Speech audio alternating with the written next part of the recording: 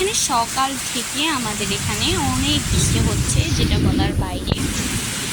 দেখতে পাচ্ছেন যে এটা হচ্ছে আমাদের আম গাছ। এখান থেকে যে পানিগুলো পড়তেছে অনেক সুন্দর লাগতেছে দেখতে। মন চাইছে এখনই ভিজতে, কিন্তু আম্মু বকা দিবে বলে ভিজতে পারছি না, এই জন্য আমার মনে কষ্ট পাচ্ছে। এখানে আমাদের মুরগিগুলোর অবস্থা দেখে আমার খুব কষ্ট লাগছে, যেটা বলার বাইরে। এখানে আমাদের রাস্তার অবস্থা খুবই সিরিয়াস অবস্থা, মনে হচ্ছে এখানে একটু পরে সমুদ্র সৈকত হয়ে যাবে। একটু পরে এখানে কক্সবাজার সমুদ্র সৈকত হয়ে যাবে মনে হচ্ছে। এই দেখুন কি অবস্থা, আল্লাহ। দরজাটা আটকিয়ে দিলাম কারণ অনেক বৃষ্টি পড়তেছে, ভয় লাগতেছে। আল্লাহ গাইস, দেখো আমাদের ছাদের অবস্থাটা খুবই সিরিয়াস, যেটা বলার বাইরে। আল্লাহ, তোমাকে অনেক অনেক থ্যাংক ইউ।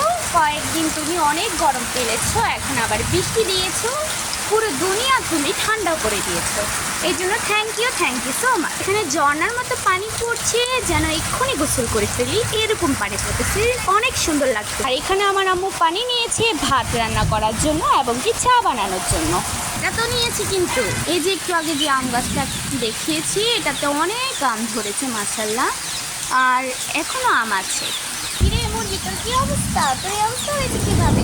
তো বললামই একটু পরে এখানে কক্সবাজার সমুদ্র সৈকত হয়ে যাবে। তো আজকের ব্লগটা এই পর্যন্ত। ভালো থাকবেন, সুস্থ থাকবেন। আসসালামু আলাইকুম, বাই বাই।